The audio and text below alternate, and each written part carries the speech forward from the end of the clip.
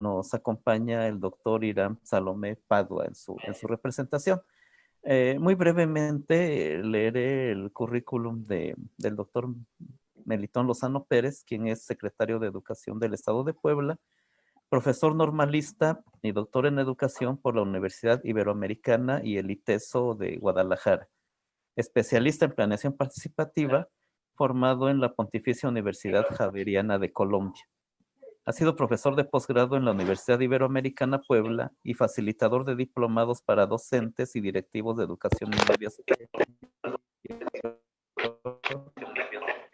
y educación básica. Se ha desempeñado como docente en primaria, secundaria y bachillerato. Le damos la más cordial bienvenida al doctor Irán Salomé Padua, agradeciendo de antemano la disposición para participar en estas actividades de nuestra edición ya número 24 de la Feria del Libro UPN Tehuacán. ¿Tiene usted la palabra, por favor, doctor Irán?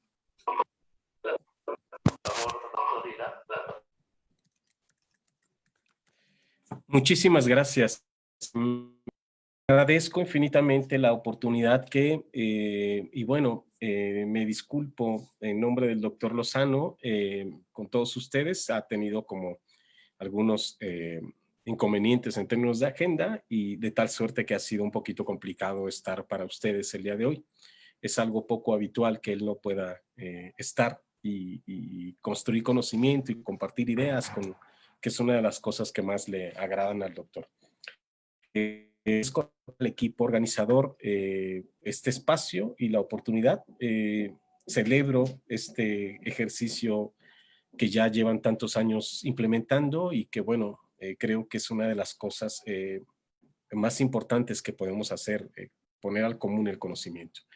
En este marco, bueno, me voy a tomar el atrevimiento de compartir pantalla y dialogar algunas ideas que, bueno, el secretario tenía preparadas para ustedes. Espero que podamos irlas viendo desde aquí. No voy a ampliar toda la pantalla para poder movilizar las diapositivas con más facilidad. Bueno, el secretario me compartía un poquito esta idea de trabajar el concepto de la responsabilidad social, los términos como más vigentes, ¿no?, en este contexto en el que hoy en día nos movemos, y quería él establecer una relación entre el papel que tiene el derecho a la educación con la responsabilidad social y algunas otras ideas que pueden ser valiosas. La propuesta, la ruta discursiva, está centrada en estas ideas. No las leeré, apelo a que ustedes están identificando estos elementos y que en función de esto me encantaría a mí poder transitar un conjunto de elementos que nos pongan en la lógica de la reflexión, y seguramente ustedes tienen muchos elementos de respuesta. Entonces agradezco infinitamente la oportunidad y espero que este espacio nos abra alguna ventana para la reflexión y la esperanza. Bueno, me gustaría comenzar con algunas premisas o algunos puntos de partida, y esta sería la primera, que más de un año estamos en la lógica de una nueva escuela mexicana y se ha requerido esta nueva propuesta en la lógica de una dialéctica educación-sociedad, en donde la mirada parece ser que está centrada en un enfoque más sociologista.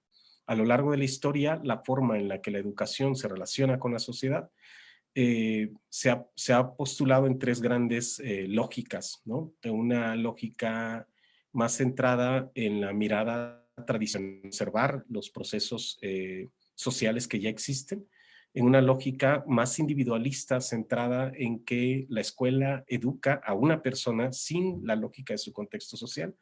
Y la tercera mirada es esta, ¿no?, que la mirada sociologista, en donde la intención del acto educativo sirve para hacer procesos de transformación. En ese sentido, parece ser que la nueva escuela mexicana monta toda la lógica de propuesta, ¿no? Y de este escenario, la pregunta que sigue es: ¿la educación superior en qué contexto? Quizá este es otro de los referentes, algunos elementos históricos y algunos elementos conceptuales que el secretario había preparado para ustedes, ¿no? Primero, plantear que a lo largo de la historia, con muchos siglos ya, Las universidades han sido estos espacios, ¿no? Centros de cultura, conocimiento, investigación, capital humano, en fin. Y en este sentido, y ese es como el punto que nos puede traer a la discusión profunda, si estas miradas históricas o estas propuestas históricas desde lo que ha sido la educación superior siguen siendo vigentes hoy en día, ¿no? Me gustaría compartirles, Val, un experto inglés, hace un planteamiento muy interesante. Él decía que a lo largo de la historia han habido grandes instituciones que han orientado el rumbo de la sociedad. Por ejemplo, en el medievo la religión, en otro momento los políticos, en otros momentos las transnacionales, en fin. Y Val hace un planteamiento de que al contexto educativo o a la educación en sí misma, parece ser que ya hay un llamado a ser ellos quienes transiten las riendas de por dónde queremos discurrir la realidad educativa y social. Pero en esta lógica, el primer planteamiento es este: si la educación a lo largo de la historia ha tenido como este rol, y si estos roles hoy en día son pertinentes o requerimos otras nuevas miradas. En ese sentido, por ejemplo, otro experto hacía un planteamiento de que hoy en día en la sociedad del conocimiento, por ejemplo, es como un poco difícil seguir dando respuestas desde la educación en donde el pasado es obsoleto y el futuro es incierto. Y parece que nos queda muy poco espacio en términos de la realidad, ¿no? Sin embargo, otro argumento tiene que ver con este racionalismo económico, con la erosión de la educación y cómo el aprendizaje a lo largo de la vida ha tratado de dar una respuesta. Sin embargo, la respuesta que había sido dada desde la propuesta inicial estaba más centrada en las políticas que no necesariamente respondían a cuestiones totalmente educativas, sino más bien a los beneficios económicos, ¿no? Entonces, está este razonamiento económico que genera una tendencia en términos de la globalización e intensifica el comercio. Y parece ser que eso, cuando yo digo que las transnacionales, por ejemplo, han sido las que trazan el rumbo, me estoy refiriendo a esta idea. Entonces, en este sentido, la sociedad del conocimiento parece que nos pide respuestas a la propuesta educativa más ajustadas, más pertinentes. Y aquí es en donde nosotros tendremos que identificar la forma en la que nuestra apuesta puede estar siendo pertinente ante los escenarios. Pero ahora de manera específica me detengo a plantear algunas implicaciones que esto tiene para el contexto educativo, ¿no?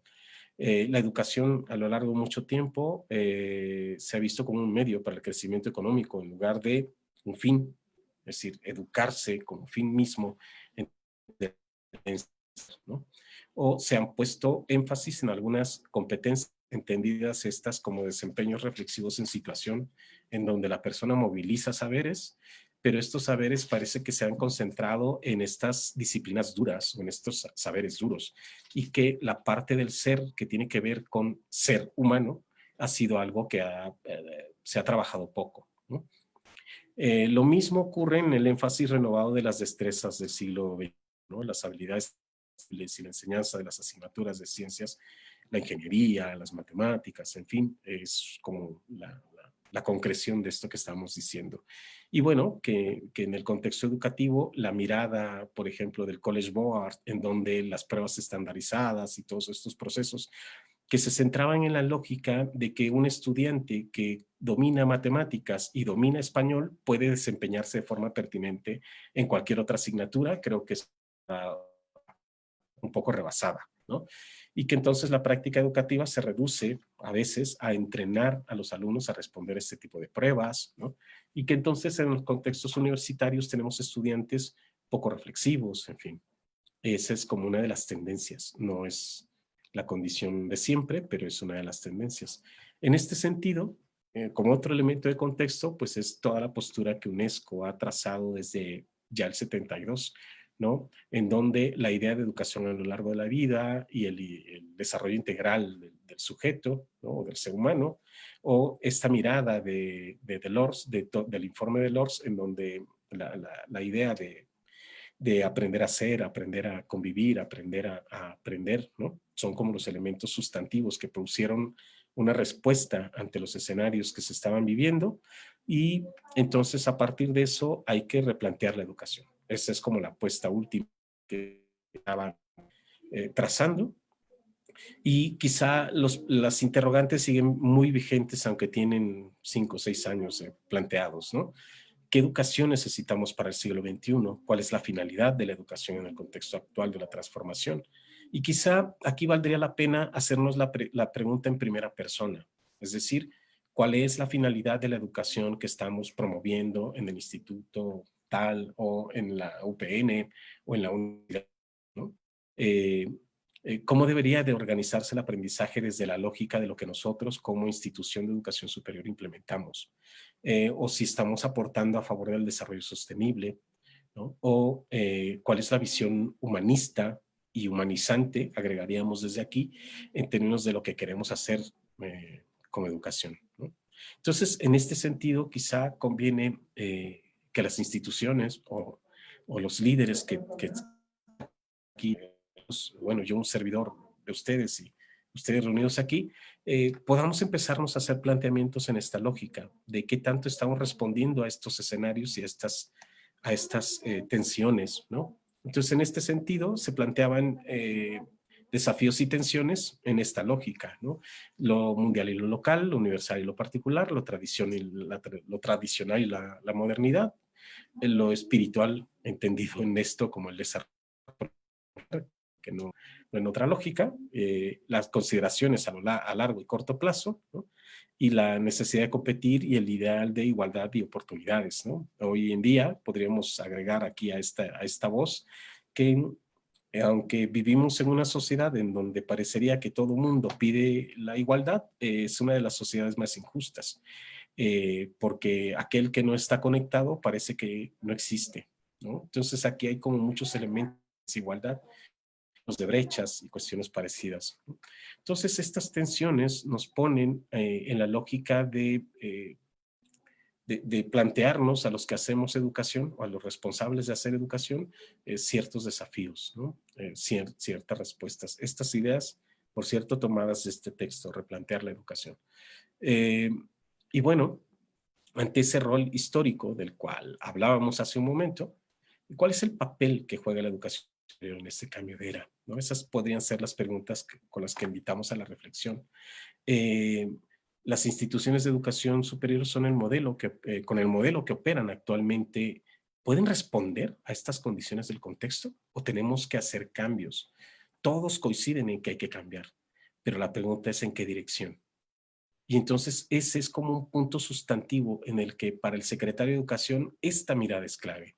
Eh, Decía por ahí Jimeno Sacristán, poderes estables de la educación, ¿no? A los docentes de a pie nos toca decidir el rumbo por donde queremos que discurra la realidad educativa, aunque sean propuestas más modestas, pero desde dentro. Y aquí este es el planteamiento importante. Como colectivos docentes, como instituciones de educación superior, ¿cuáles son las respuestas que queremos dar ante estos escenarios y ante los contextos que estamos viviendo? Para ello, para poder llegar a esta respuesta, ¿no? En la educación como derecho. Entonces, planteemos algunas ideas conceptuales en este momento y luego nos meteremos un ejercicio más de reflexión y de ponernos a pensar sobre estas ideas. Espero que funcione porque yo no soy el secretario. Obviamente la distancia es enorme entre el señor secretario y un servidor. Bueno, primero, plantear que la educación vista como derecho a veces no así, ¿no? A veces ha sido vista más como un servicio, como algo como una prerrogativa, como algo que te presta alguien, como algo que alguien te da, ¿no? Y en esa lógica parecería que no hemos logrado la tarea. Al contrario, vista como un derecho, en algunos países como Brasil, es justiciable y exigible. Si tú llegas y tú dices, oigan, yo necesito ir a la escuela y la escuela está a 20 kilómetros, te ponen en qué moverte para llegar. Es decir, en este sentido, la pregunta sería, ¿cómo estamos nosotros garantizando, nosotros, los que estamos aquí, ese derecho a la educación y cuáles son como las condiciones en las que ese proceso está. Uno de los expertos que hace planteamientos en este sentido, pues es el doctor Pablo Latapí, ¿no? Él es de los primeros que impulsan estas ideas en el contexto mexicano, pero los elementos que fundamentan la idea del derecho a la educación están en estas declaratorias. En 1948, ¿no? La Declaración Universal de los Derechos Humanos, pues ya plantea estos puntos, ¿no? La obligatoriedad, la gratuidad. El Pacto Internacional del Derecho Económico y Social, ¿no? En su artículo 3 hace planteamientos de las 4A, de las cuales vamos a hablar en un momento. La Declaración de América de los Derechos y Deberes del Hombre también soportan, nos amparan en términos de asumir que la educación es un derecho. Y quizá ahora a nosotros nos toca hacerla operativa, ¿no? Y aclarar pues que este derecho, la educación como tal, es una, sería como el elemento más habilitante para el ser humano, porque en la medida en que el ser humano tiene acceso a la educación, tiene acceso a otras cosas. Hay muchas discusiones de expertos argumentando que quizá la educación no es la única llave, pero sí es una llave que nos permite transitar y mejorar nuestras condiciones de vida, y que pues hay muchos otros elementos que tenemos que considerar, pero este es el derecho que nosotros sí podemos aportar.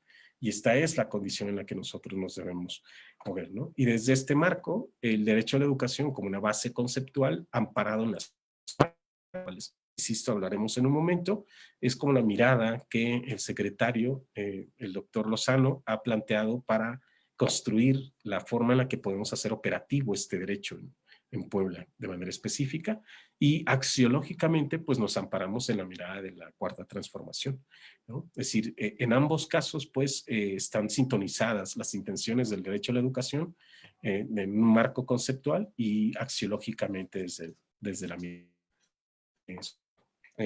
bueno, de la federación. Ahora bien, ¿cuáles serían como los puntos de este marco conceptual, ¿no? Pues hay una experta, Tomaszewski, que hace planteamientos sobre estas 4 A's, que seguramente ustedes ya tienen algún conocimiento, y solamente precisaremos cómo estas 4 A's guardan relación con el tema que hoy nos trae, ¿no? Que tendría que ver con esta intención de la responsabilidad. Y bueno, solamente a manera de repaso, la habilidad, que es el término más cercano a la interpretación de esta primera A, de, que la traducen por cuestiones de semántica a la asequibilidad, ¿no? Que implica precisamente la presencia de la escuela, que existan espacios en donde la gente se pueda educar, y que esto opera en cualquier contexto educativo o a cualquier nivel educativo, y que tengamos la infraestructura, el mobiliario, a los docentes suficientemente formados eh, para poder responder a esta primera dimensión. Y bueno, por supuesto que hay muchas otras eh, eh, criterios e indicadores que nos permitirían hacer observable y medir si se está logrando la asequibilidad, pero no es como el tema de hoy. La accesibilidad sería como la otra característica, que pretendemos que no existan barreras de ningún tipo para que la persona pueda acceder a la educación, ¿no? Y en este sentido, quizá las instituciones de educación superior son las que más condicionadas han estado para poder brindar esta posibilidad de que todo el mundo acceda, ¿no? Hay como condiciones que no favorecen esta posibilidad. Sin embargo, estas 2 primeras están centradas en el derecho a la educación, y estas 2 últimas, la aceptabilidad y la adaptabilidad, están centradas más a la educación. Es decir, la escolarización no es sinónimo de educación. Es decir, tener acceso a la educación es una condición, pero para que la educación sea pertinente, de calidad, requerimos estas otras 2 A's, ¿no? La aceptabilidad en términos de un acercamiento a la calidad de la educación desde la perspectiva del estudiante, el respeto y la defensa de sus derechos, combatir la discriminación, reivindicar el desde el Estado de Puebla. En realidad creemos que debe ser humanizante, es decir, una educación que favorezca el desarrollo del ser, más que en la lógica de la metodología o la propuesta filosófica que se ampare, tiene que ser tendiente a favorecer que el ser humano se vuelva más humano. Decía Derrida que no somos humanos por nacer de una madre humana, ¿no? Nos hace más humanos el encuentro que tengo con el otro, que me permite ir siendo. Bueno, y la revolución del pensamiento, ¿no? Necesario para la transformación, decía por aquí otra idea el doctor en términos de aceptabilidad. Y por último, pues la adaptabilidad, ¿no? Que el Estado haga posible una educación que sea flexible a las necesidades de los estudiantes y a las necesidades de la comunidad y de la sociedad. Y en este sentido pensábamos en estos ejercicios, ¿no? La justicia social, la discriminación, la opresión y la dominación como la defensa y el enriquecimiento de nuestro patrimonio cultural, la pobreza y el hambre como una herramienta, como estrategias para ir erradicando, ¿no? Y la pertinencia y la responsabilidad en el desarrollo de la sociedad. Y esta última palabra es precisamente que está subrayada, bueno, en negrita, es la que nos trae aquí. Es ahí en donde queremos poner la mirada el día de hoy. Porque la pregunta profunda es ¿qué instituciones de educación superior juegan a la hora de responder a la sociedad? Es decir, ¿cómo debemos responder las instituciones de educación superior a la sociedad o en qué radica nuestra respuesta? ¿De qué somos responsables? Y había que jugar un poco con la idea de responder y responsabilidad, porque en este sentido las instituciones de educación superior, ¿qué tipo de respuesta estamos dando? ¿No? ¿Qué le exige a una institución cumplir con esta función social? ¿Cuál es el marco que nos mueve o desde dónde asumimos que somos responsables, ¿no? O mejor aún, ¿qué nos indica que estamos siendo responsables? Estas son las preguntas que me gustaría trabajar con ustedes para la reflexión y que las contestaran en primera persona. Es decir, que cada uno de los que estamos aquí sentados pudiéramos responder esto, a ver, nuestra institución está siendo responsable en la medida de, ¿no?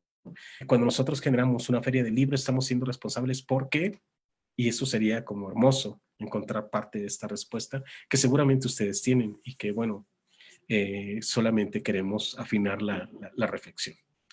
Sin embargo, cualquier respuesta, ¿no? Podemos dar cualquier respuesta. Y aquí nos gustaría mucho jugar al marco de la ética. Desde la ética en la lógica de tenemos que proponer. Desde qué marco queremos ser responsables, ¿no?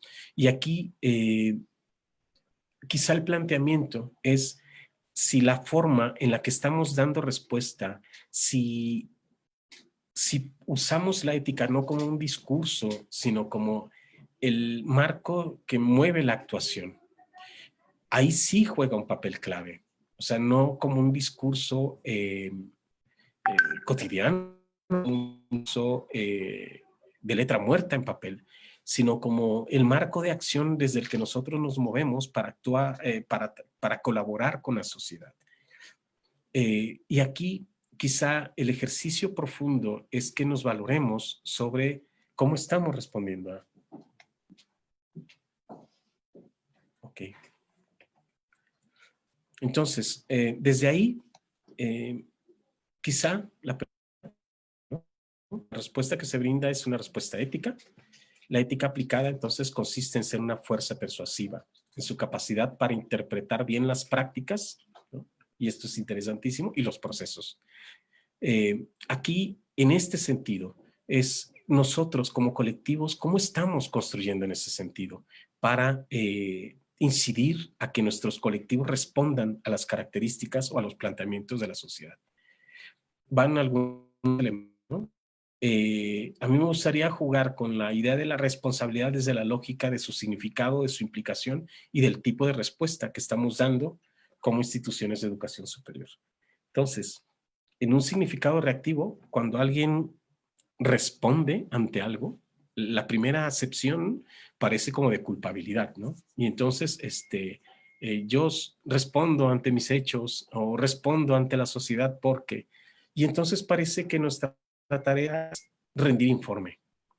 esta es como la acción o el tipo de respuesta que proponemos, ¿no? El porcentaje de éxito académico, el ranking o las publicaciones. Y quizá aquí lo que podríamos nosotros empezar a cuestionar es que planteamos el éxito académico, pero no planteamos el éxito no académico. Es decir, decimos el número de alumnos que se han colocado en tal lugar o a cuántos hemos ingresado, pero perdón, hay otro número de alumnos que no han logrado colocar o hay otro número de alumnos que no ingresamos. Y entonces ahí esta mirada de responder desde esta mirada cuestiona un poquito el ejercicio. Entonces hay una segunda propuesta que tiene una mirada más o un significado más intersubjetivo. Es decir, ¿cómo debe ser la universidad ante la sociedad? Entonces aquí las respuestas a veces que damos son respuestas que no están integradas al marco de política de esta idea. Es decir, imaginemos a un profesor que se le ocurre que hay que trabajar tal cosa para la sociedad. Y esta respuesta que él da no es necesariamente la respuesta que la universidad quiere proponer como marco de política. Es decir, no es necesariamente la propuesta que como institución estamos ofreciendo, sino que son respuestas aisladas o respuestas a corto plazo, ¿no? O respuestas poco estructuradas. Y en este sentido, esta mirada intersubjetiva es a cada investigador, a cada uno, pues todavía es como para ponernos a reflexionar si estamos o no logrando esta mirada. Y la tercera, pues tiene que ver con una mirada más prospectiva, ¿no? Esta perspectiva amplia y descentrada, o más bien centrada en nosotros, que ese es el punto o la implicación, que la respuesta que nosotros demos no esté centrada solamente en los estudiantes a los que en la sociedad, ¿no? Y entonces la interacción y la interrelación con la sociedad es un elemento clave, porque en la medida en que puedo recuperar la necesidad de los otros, los intereses de los otros, ahí nace una posibilidad de una actitud proactiva, ¿no? De presencia y colaboración. Y ahí nos obliga a una planificación integral en términos de compromiso social. Y entonces creo que es como que con primer ejercicio identifiquemos desde qué significado y de qué tipo de respuesta estamos otorgando para poder entonces asumir cuál puede ser los cambios, si es que hay algo que cambiar, ¿no? Esa era como la intención. Ahora, quizá el punto, hay que ponerle apellido a esta respuesta. Y el apellido tiene que ver con lo social, ¿no? El sentido social de esta responsabilidad o de esta respuesta que damos. Entonces, las condiciones estructurales de injusticia y desigualdad de nuestra sociedad, dice aquí, solo pueden superarse mediante la organización de estrategias comunes entre los actores más significativos. Y precisamente las instituciones de educación superior son el principal actor. ¿En qué sentido? En el sentido de que son instituciones con mucho poder. Y usemos el término de poder en el sentido más original, es decir, que poseen la capacidad para poder responder. Son legítimas ante la sociedad, son instituciones respetadas ante los demás y son instituciones que tienen todas las condiciones o muchas condiciones comparadas con cualquier otra. Entonces, en este sentido, lo social de nuestra respuesta tiene que ver con la capacidad de identificar y empezar a identificar cómo las instituciones trabajan a favor de estos escenarios o de la reducción de estos escenarios. Por tanto, dice aquí, el fin de la educación, y por eso este lema es, y bueno, les comparto que esta es la mirada del secretario, que, que para un servidor fue hermoso cuando construye él esta idea. Así sentados en una mesa platicando cuál iba a ser el lema de la Secretaría de Educación. Clarísima la intención desde el primer día que el secretario ha llegado a este espacio. El fin de la educación es formar ciudadanía. Y no pensamos en un ciudadano nada más o en una persona, sino en un colectivo, ¿no? En un conjunto de personas que transforman en este conjunto de seres reflexivos, críticos, ¿no? Proactivos, que, que desde esta mirada sean capaces de generar procesos de transformación. instituciones, y este es como el apellido de esta primera idea, tienen el compromiso de formar ciudadanía o de trabajar a favor de construir un capital social, ¿no? Amartya Sen decía que hay tres tipos de capital, ¿no? Es capital social, el capital cultural y el capital financiero. Y que si se tiene capital social y capital cultural, el financiero llega, ¿no? Que era la mirada de este premio Nobel, ¿no? Acciones se nos exigen a las instituciones de educación superior, o se les proponen, o valdría la pena que valoren, ¿no? Ustedes como colectivos, pues promover saberes útiles que no estén sujetos a la lógica del mercado solamente. Es decir, si bien es cierto, hay que egresar estudiantes que respondan a las necesidades del ámbito empresarial, en fin, también necesitamos generar conocimientos que puedan ser útiles para la gente y que no solamente la lógica del mercado. Otra apuesta sustantiva es que se generen redes de capital social. Hoy en día creo que uno de los elementos más importantes en los que podemos centrar la mirada de la educación es que, decía por ahí un experto, ser competente, una de las cualidades de ser competente es precisamente esta capacidad de ser para los demás, esta posibilidad de que socialmente distribuida. Si alguien es experto en algo, no tiene caso ser experto y guardártelo para ti. Tenemos que ponerlo al común de la gente, a ponerlo al servicio de los demás. En ese sentido, las instituciones tienen un llamado poderoso a ser ellas quienes generen redes para generar capital social, ¿no? Y capital cultural también, por supuesto. Obviamente necesitamos conformar una identidad dinámica y precisamente hay una idea que me encantó, que me encontré por ahí y que creo que es como muy valiosa recuperar y que decía algo así como que ser siempre uno mismo, no siendo siempre el mismo. Entonces, las instituciones tienen la obligación de irse reformulando sin perder su identidad, de encontrar nuevos y renovados referentes, como decíamos hace un momento, usando respecto a cómo transitar la mirada y cómo reconfigurarse ante estos escenarios, ¿no? Si bien es cierto, decíamos que históricamente las instituciones de educación superior han tenido como ciertos roles a jugar, la pregunta es la forma en la que estos roles se tienen que jugar hoy en día exigen nuevas estrategias. Entonces, sin perder la identidad, encontrar un dinamismo que nos permita irnos reconfigurando, ¿no? Era la necesidad de transformación, que sería un planteamiento importante desde esta mirada. Bueno, de tal suerte que para poder lograr esto, creemos que la pertinencia con la que respondemos, la sostenibilidad de las propuestas y lo sustentables que éstas sean, sin perder el enfoque de lo situado, que para el secretario es un elemento sustantivo, ir por los problemas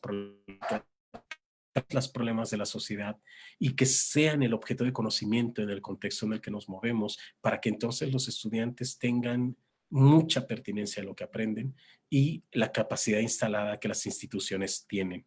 Aquí es importante recuperar que es muy valioso evaluar los alcances. Es decir, si bien es cierto, tenemos capacidades, tampoco somos todopoderosos, ¿no? Entonces, ¿cuáles son los alcances que tienen las instituciones de identificar estos ejes que orientan a nuestra transformación?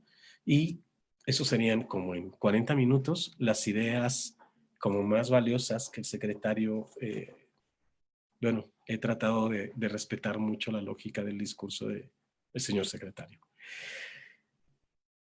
Maestra Gloria y maestro Carlos, estoy a sus órdenes.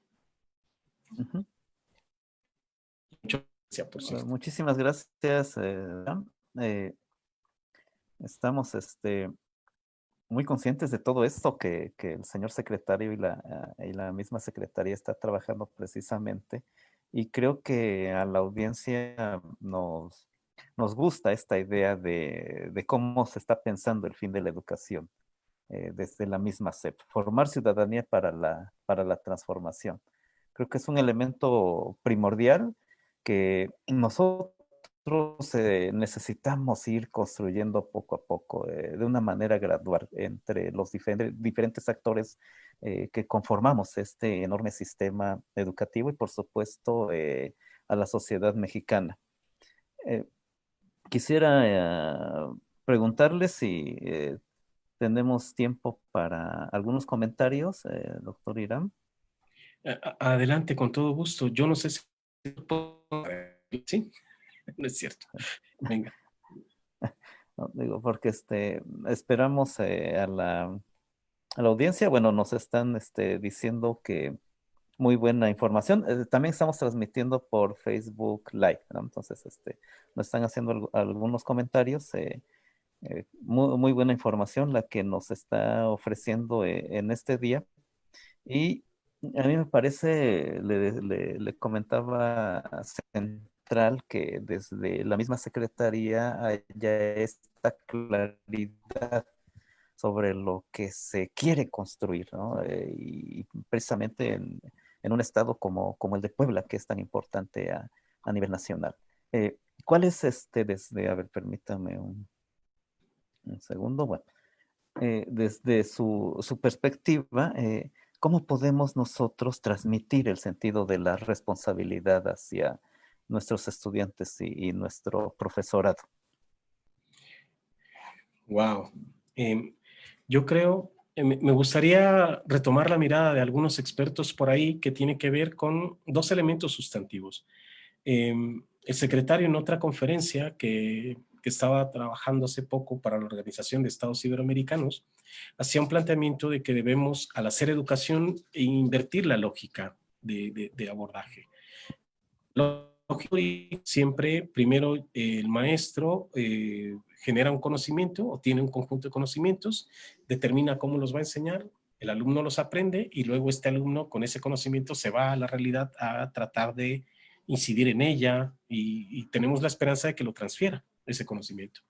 Que en la lógica inversa, ¿no? Por algunos expertos propuesta, como Chevelar, el planteamiento es al revés. El planteamiento es ir a la realidad social, traernos que existen en esa realidad, volverlas objeto del currículum para que entonces, forzando un poco la ruta, el alumno las aprenda y el profesor las enseñe en una lógica dialéctica muy interesante para que entonces el estudiante se vuelva experto de este contexto y sea capaz de intervenir y desempeñarse de manera pertinente.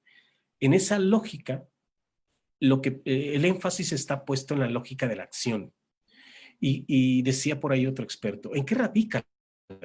En que un sujeto no triunfa por hacer las cosas. Aquel capaz de triunfar es aquel que no solamente sabe hacer algo, sino puede ofrecer explicaciones de su desempeño, de por qué hizo, ¿no?, tal cosa o tal otra. En ese sentido, quizá cuando nosotros colocamos a los alumnos ante problemáticas concretas, reales, auténticas, ¿no?, nos obliga a cobrar un sentido del otro, porque no son los problemas que yo poseo, son las necesidades que existen en la realidad. Si nosotros, los maestros, somos capaces de retomar ese abordaje y traernos los problemas, no es lo mismo pedirle a un estudiante que lea un texto sobre una cosa o que elabore un texto para alguien que no puede leer o un audiolibro para un chico ciego.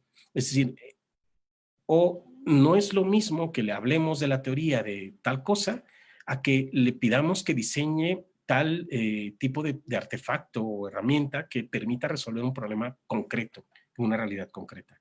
En esa lógica, cuando los alumnos se enfrenten a las problemáticas y desde la lógica de tener problemáticas concretas puedan identificar la necesidad del otro, en ese sentido está construyendo una mirada de una responsabilidad social.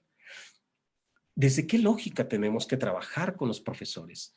Pues ayudarlos a construir proyectos a largo plazo que estén en el marco de la institución. Decía por ahí otro amigo que cuando queremos nosotros garantizar que la mirada al menos es más congruente, al menos tenemos que ponernos de acuerdo entre todos, ¿no? Y entonces el trabajo que como institución necesitamos garantizar es que tengamos cómo entendemos la responsabilidad social y de qué forma esto tiene implicaciones concretas en términos de acción y cómo lo vamos a medir.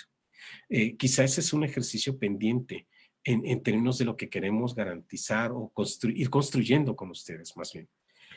Yo creo que por ahí ese sería como un elemento sustantivo.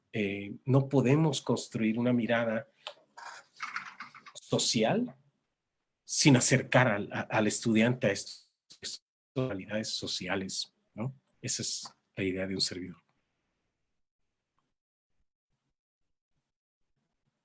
El micrófono cerrado, ya.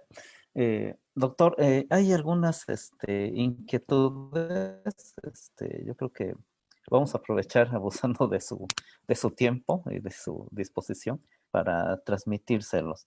Nos pregunta Mercedes Chávez, ¿cuáles son las prioridades y acciones que está implementando la Secretaría para apoyar a la formación de la ciudadanía para la transformación desde las instituciones de educación superior? Qué hermosa pregunta. Bueno, seguramente ustedes están enterados que hay como algunas acciones muy puntuales. Y aquí pasar del discurso a la acción es como muy importante. Hay un conjunto de proyectos educativos regionales, de desarrollo regional. ¿Cuál es la apuesta de esta propuesta? Precisamente que en función de estas 32 regiones que existen ya propuestas por el señor gobernador, las instituciones de educación superior sean capaces de ir a estos contextos, a las regiones, hablar con la gente de la comunidad, detectar las problemáticas y diseñar propuestas de intervención para el desarrollo económico y social, ¿no? Educativo, por supuesto. De tal suerte que, por ejemplo, el primer proyecto que es en el Osochitlán, que ustedes son bastante cercanos, precisamente tiene la intención de generar un programa en donde, a la luz de las necesidades que tiene la gente de la comunidad, la falta de conectividad, en fin, se está implementando ya, en este momento están en la construcción del diagnóstico, en fin, para echar a andar un proyecto de desarrollo en esa región. Ejemplo, en la región de Izúcar hay una ex hacienda en donde se está recuperando ese espacio para generar turismo y generar un conjunto de proyectos que las instituciones de esta región son las que están coordinando. Entonces, en función de cada región, las instituciones de educación superior queremos que aporten sus saberes y que con los recursos que ellos cuentan puedan en construcción o de consumo o de común acuerdo pues con la gente de la comunidad identificar qué acciones pueden implementar. Pero esto obliga a las instituciones a salirse del marco de, y lo voy a decir así con mucho cariño, de, bueno, a mí me interesa investigar sobre tal cosa. No, a ver, espérame, eso está muy bien como interés tuyo, pero tenemos una necesidad social a la cual responder. Entonces, hay este conjunto de acciones que ya se están implementando.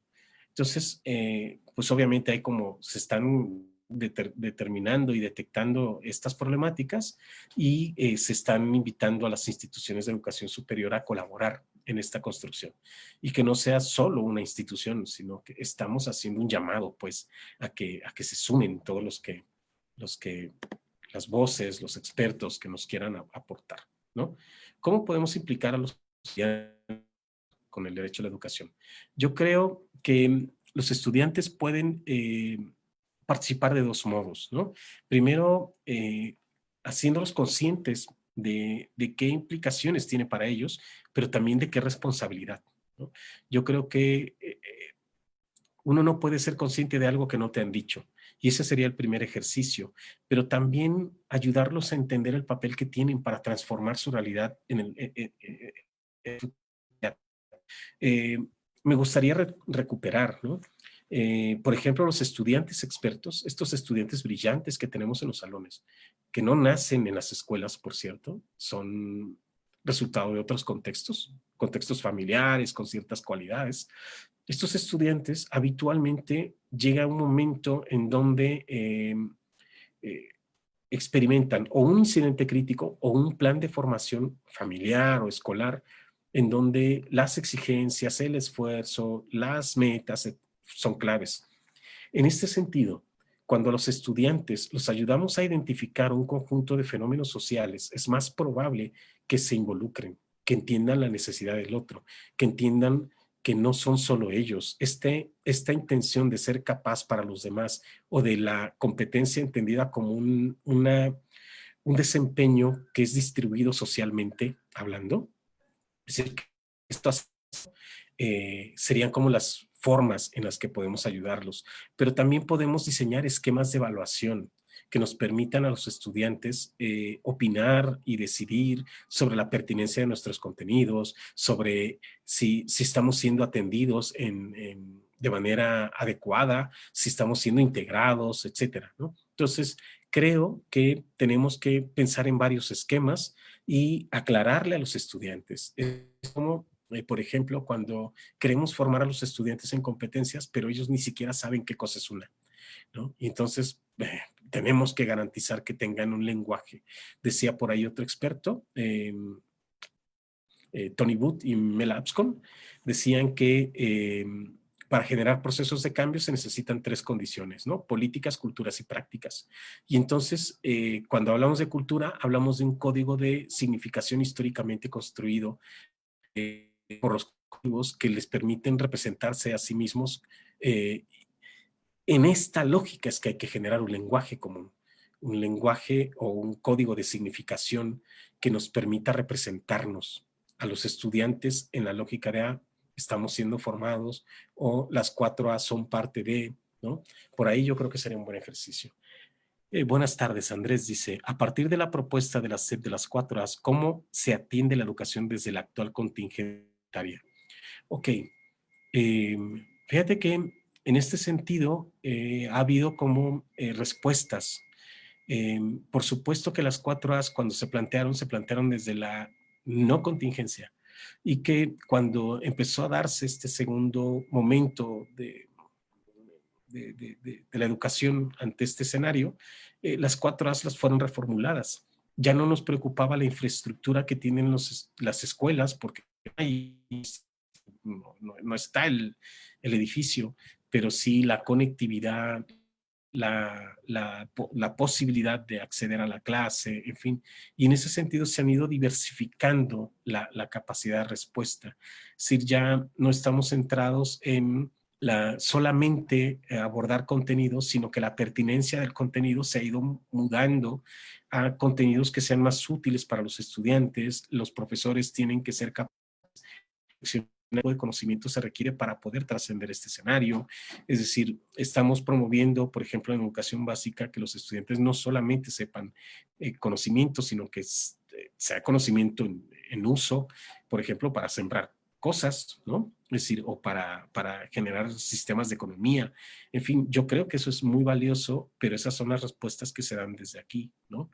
Aquí lo importante va a ser más bien qué tipo de respuestas ustedes tienen que ir generando también desde ustedes.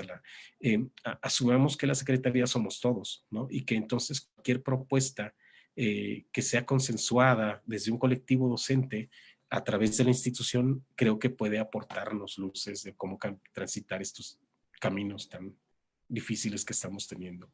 ¿Cómo sería el cambio en la estrategia para las prácticas educativas que garanticen? Yo creo que un primer ejercicio tiene que ver con qué tanto nos podemos recuperemos el papel que tiene el darnos cuenta, ¿no? Y entonces los procesos de evaluación tendrán que ser un criterio sustantivo para irnos dando cuenta si estamos logrando o no en la dirección acordada, pero primero acordemos una ruta. Por eso jugaba un poco con estos elementos de cuáles son los factores a los que tenemos que apelar, ¿no? La pertinencia, la sostenibilidad o lo sustentable de las propuestas. Y perdón por lo que voy a decir, alguna vez platicaba con Carles Monereo, ¿no? Y él me decía, Irán, los proyectos si no son sustentables, y hablo también de tu vida misma, es decir, que no se te vaya la vida en él, es importante que lo entiendas, ¿no? O sea, no podemos andar haciendo propuestas que no sean viables y que no sean sustentables y que no te permitan a ti también ser, ¿no? Hay elementos, pero este es el primer ejercicio. El cómo tenemos que construirlos juntos, pero ese es el primer. Este era el momento que el secretario estaba esperando para con ustedes, para empezar a caminar juntos en esta respuesta. Hay ya un elemento con el que queremos platicar con ustedes y construir. Créanme que ya lo tenemos preparado, ¿no? Dice, en esta construcción del capital social, ¿qué sugiere? ¿De qué manera podemos participar en la construcción de nuevas ciudadanías o ciudadanías emergentes hasta a la transformación? Ok, valoremos que hay una mirada de la nueva escuela mexicana y que al final de cuentas son como referentes sustantivos, ¿no? Por ejemplo, este papel que juega, me gustaría citar solo uno, ¿no? El artículo 14, la fracción, creo que es la quinta, en donde te hace un planteamiento sobre que las escuelas se tienen que volver centros comunitarios de aprendizaje o centros de aprendizaje comunitario, no sé cuál de las dos, pero es que la gente de la comunidad pueda compartir sus saberes. Y este conocimiento endógeno, este conocimiento que no viene en los libros, pero que también existe y que puede ser parte de la construcción, es clave, ¿no? Recuperarlo. Entonces, creo que hay muchos elementos de la nueva escuela mexicana que pueden darnos luces de por dónde caminar. Ok, ¿sale? Entonces, por ahí sería bueno recuperar esta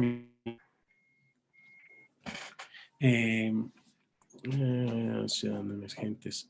¿Qué se está haciendo por proveer de una ideología a todos los docentes del Estado? Ok, más que una ideología, estamos pensando más bien en compartir significados, en esta intención de generar un lenguaje común, un código de significación que sea históricamente construido y compartido y que además no se. Precisamente estos son los esfuerzos. Hay una primera cartilla ética que establece los 10 principios desde los cuales se plantea la educación en Puebla, y esto incluye a la educación superior. Hay todo este discurso respecto a las 4As como eje articulador, que es precisamente otro elemento clave en términos de cómo queremos orientar. Entonces, creemos que ejemplo que se hace de la A a la Z, son elementos que contribuyen a la construcción de un lenguaje común. Es decir, sin embargo, y aquí es como lo valioso, valdría la pena asumir que irnos construyendo exige también de parte nuestra, de los docentes de a pie, irnos apropiando, ¿no? Ir trabajando en este sentido también.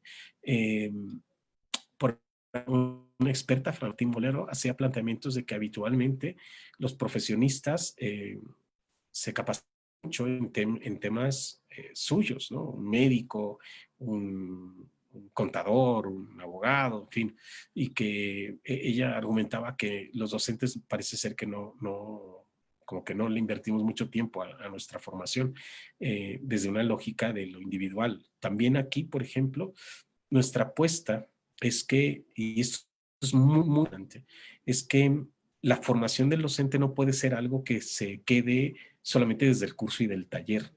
Estamos apostando a que los docentes se formen desde revisar los eventos críticos, estas situaciones que te sacuden y que te obligan a tomar posición. Y que estos eventos, a la luz de irte haciendo reflexionar sobre la dificultad y asumirte que tienes que tomar una posición ante eso, sean un factor de transformación también. Hay un modelo que es incidentes críticos, y el PANI, que es el instrumento a través del cual se generan, ha estado detenido por cuestiones de pandemia, pero queremos trabajar sobre eso también, porque creemos que es el motor más fuerte de transformación. Si vamos por el docente de a pie y lo ayudamos a reflexionar sobre los eventos críticos que lo obligan a tomar posición.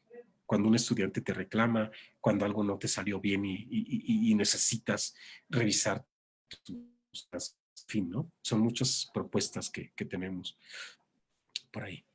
¿Cuáles son las prioridades? Ya está. Pregunta, ¿cuál es la manera ideal de involucrar a los padres de familia? Híjole, no, ahí, perdóname, te la debo. Ahí tenemos que identificar elementos de contexto que nos permitan, sería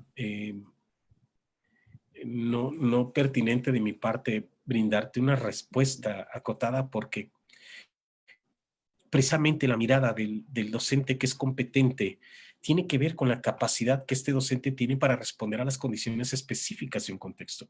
Entonces, no hay una respuesta y además no me la sé. Si la hubiera, no me la sé, te lo juro.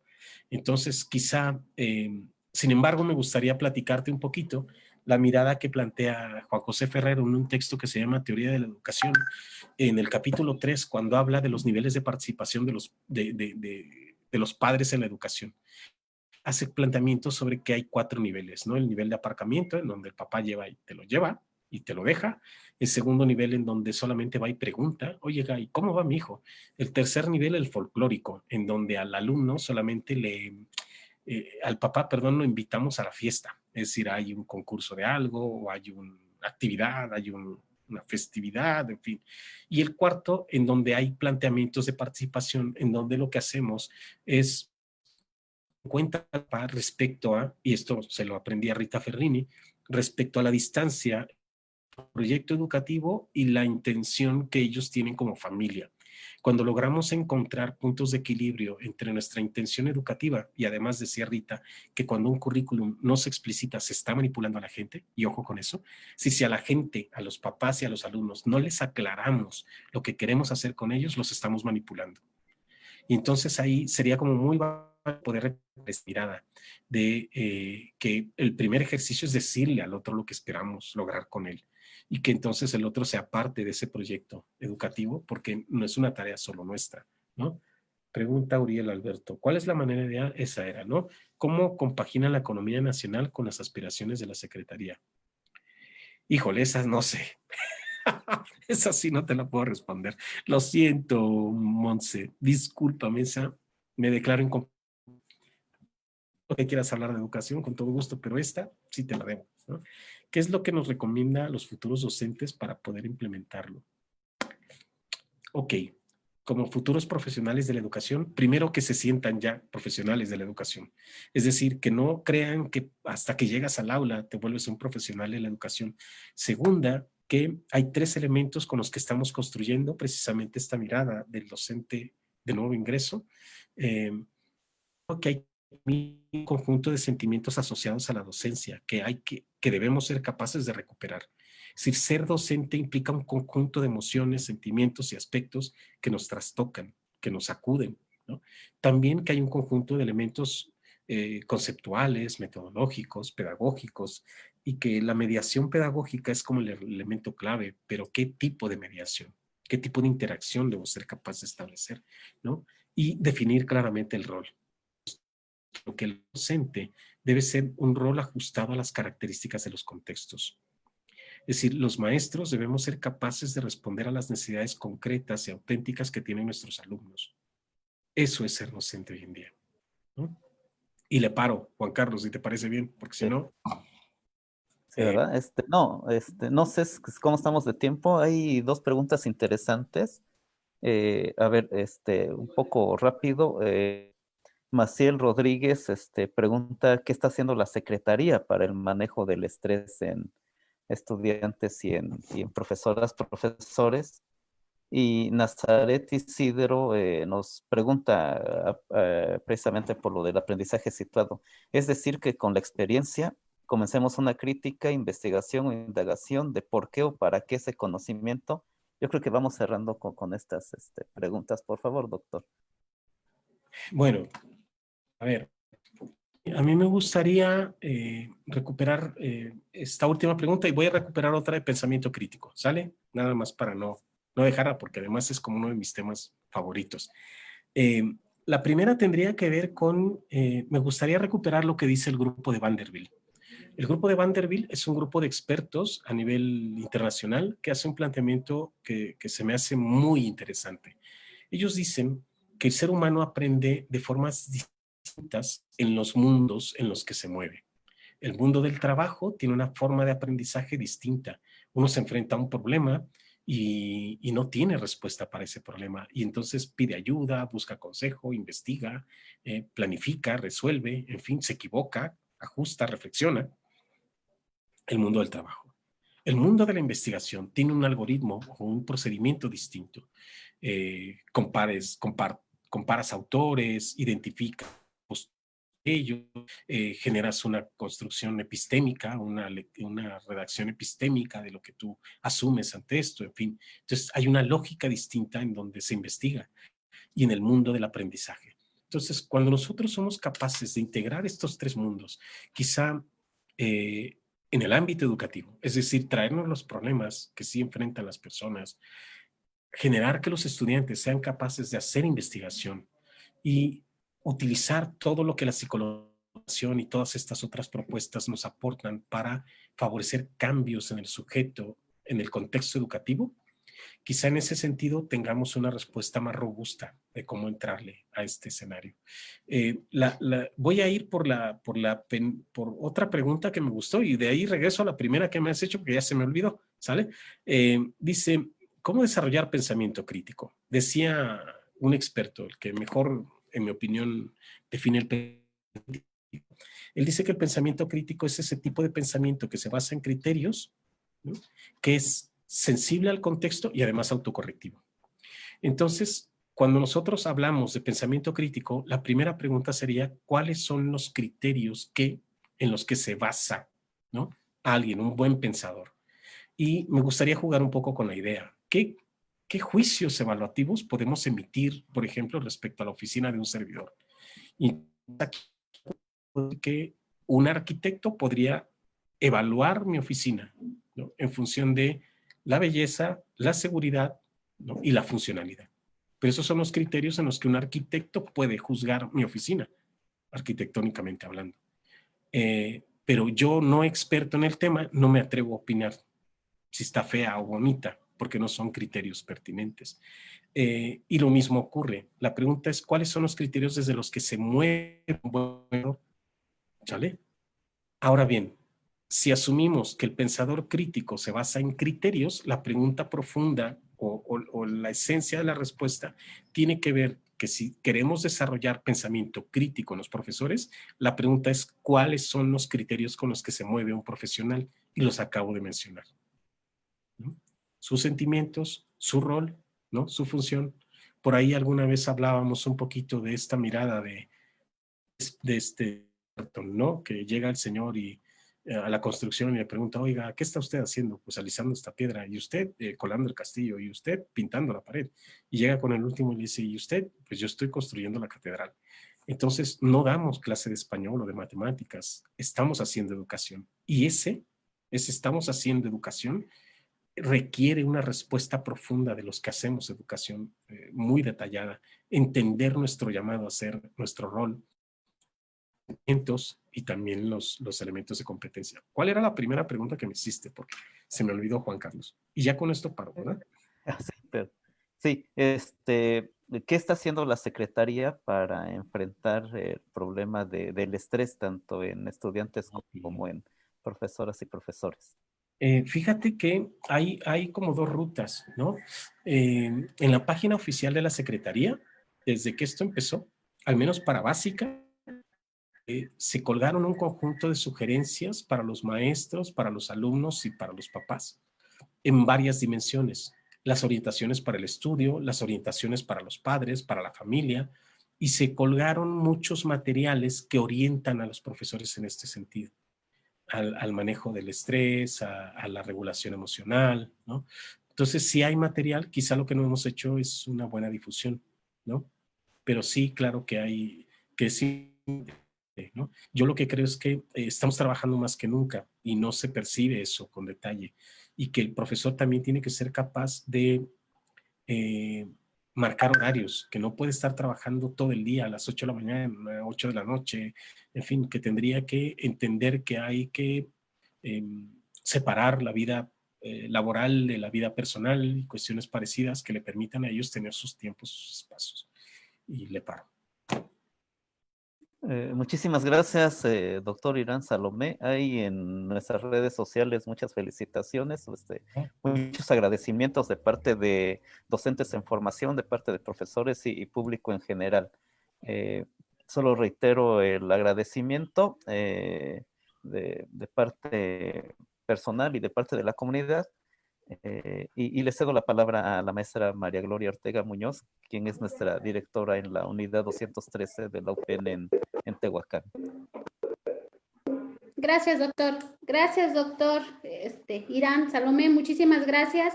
De antemano sabemos que la agenda del señor secretario pues es muy, muy complicada. De antemano le agradecemos, de antemano igual hacerle llegar el espacio que él nos brindó, así como también que usted haya participado con nosotros. Nos permite tener esta interacción pues muy importante obviamente con nuestras autoridades, pero algo muy importante es también compartir esta visión que de antemano como instituciones de educación superior, pues estamos en un trabajo conjunto por el bien de la educación y sobre todo el que nuestros estudiantes conozcan de cerca esta forma de trabajar, la forma que se visualiza y los grandes retos que tenemos. Muchísimas gracias también a todos los que nos han seguido precisamente por las redes sociales.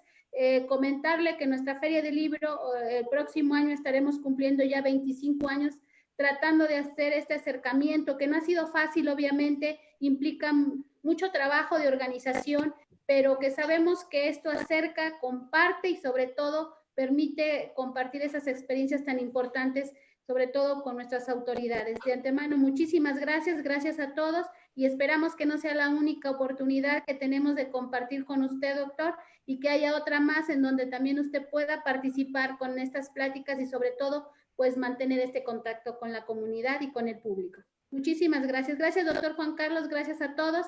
Y pues seguimos con el programa de las actividades durante el día de hoy y mañana. Entonces, esperamos también nos puedan acompañar. Gracias, que estén bien y hasta luego. Hasta luego. Hasta luego, doctor Irán. Ya nos están preguntando que cuándo nos vemos de nuevo, ¿eh? No, Entonces, créame que a ver si lo podemos comprometer, doctor Irán. Bueno, con todo gusto, si hay algo en lo que yo pueda, que no lo creo, pero si puedo servir en algo, con todo gusto. Hasta luego. Gracias. Estén bien. Hasta luego.